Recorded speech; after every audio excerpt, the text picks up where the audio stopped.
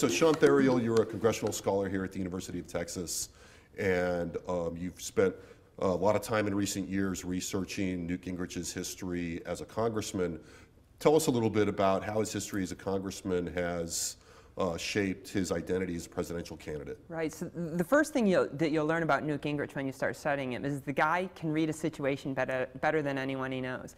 So he comes into the House 1978. Republicans are a huge minority. And he sees the situation and he says, all right, in order for us to become a majority party, we're going to have to do these 3 or 4 things. And we're just going to keep hammering and hammering them. And so that was, low taxes and small government. And also tear down the Democrats so that he could rebuild the House in his own image. And so those same themes basically still apply with his presidential campaign, but what's even more important is he can look at the race, see who else is in it, and figure out where his daylight is going to come from, and then figure out a way to message it so that he can ultimately become a credible presidential candidate. So for all the talk about issues and ideology in this election, one big piece of it for candidate Gingrich is still the same as before. It's this notion of the model of attack and strategy, right? That's right. He's a political animal, and he knows just as if he didn't take down the Democrats that he was never going to become Speaker of the House, he knows that if he doesn't take down Mitt Romney, then he's never going to become the Republican presidential nominee. Now, in some ways, South Carolina was a advantageous ground for Gingrich to do that, to campaign aggressively. South Carolina has a history of this kind of politics.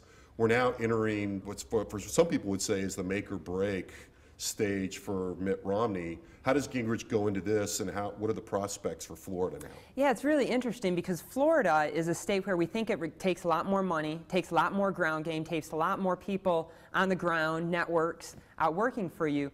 And Mitt Romney has been planning this for 5 years, right? He has the same people that were on the ground 4 years ago, and he's been campaigning for president pretty actively the last 2 years. And Newt is relatively new. Doesn't have as much money, doesn't have as many people on the ground, but yet we have 2 debates this week. And so Newt is going to be able to show the best possible face that he has to not only the people in Florida, but the people around the country who are tuning into those debates. Now, Florida is much more heterogeneous than South Carolina, New Hampshire, Iowa. Where would you expect Newt is stronger? Where do you expect he's weaker?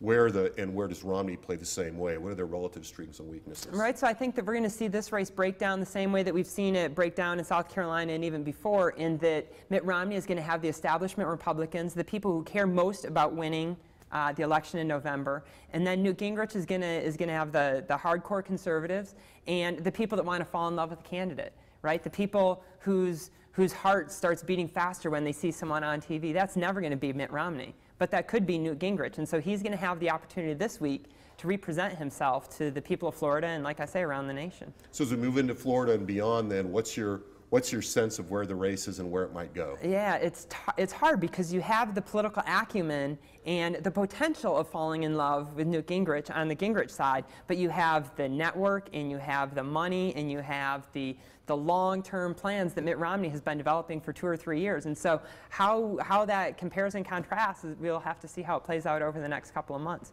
But what we know about the Republican Party, certainly since 2010, is that they want to get passionate about something. And they're never going to be passionate about Mitt Romney.